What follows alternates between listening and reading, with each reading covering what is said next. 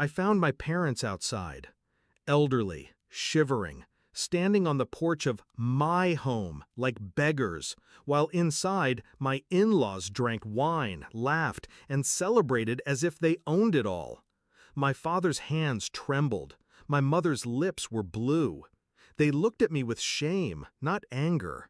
That cut deeper than the cold. And in that moment, something in me snapped. It wasn't always like this.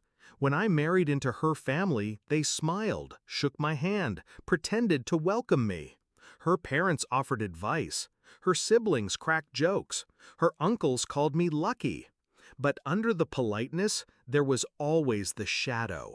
They saw me as lesser, a son-in-law with no wealth, no legacy, no name worth mentioning.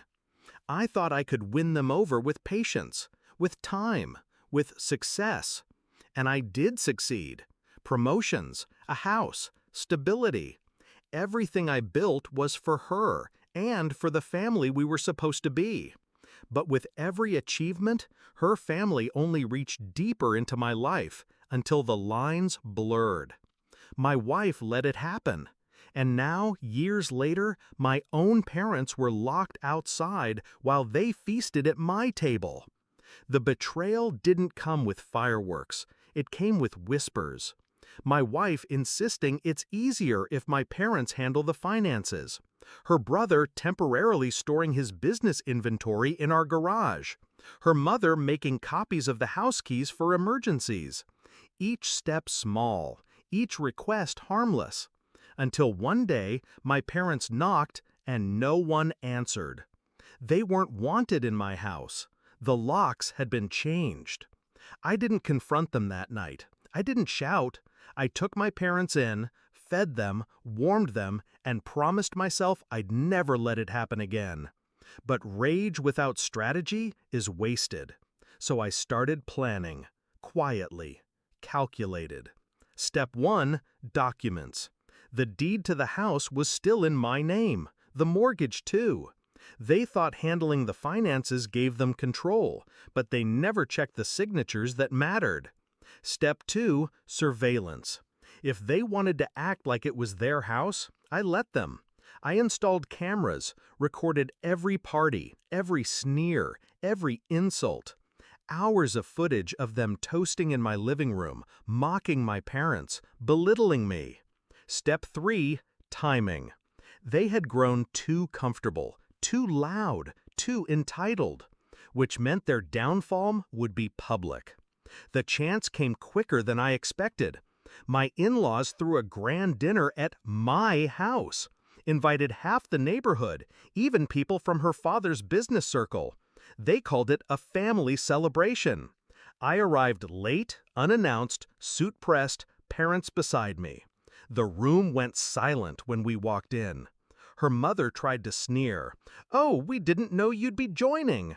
I smiled. "Of course, it's my house after all." Then I opened the briefcase. Inside, copies of the deed, the mortgage, the bank records, all with my name. I laid them on the table like cards in a game I had already won. Their smirks faltered. I clicked the remote. On the TV, footage rolled, them laughing, mocking my parents, bragging about running the show. Their words filled the room. Every neighbor, every guest heard it. Her father stood, red-faced, stammering. You can't." I cut him off. "Actually, I can." And I did. The eviction notices had already been filed. Their access to the accounts, cut. The keys they copied, useless. I had let them dig their own graves, and then I pulled the ground out from beneath them. One by one, the guests excused themselves. No one wanted to be tied to the collapse they just witnessed. By the end of the night, the dining room was empty. Plates half-eaten, glasses half-full.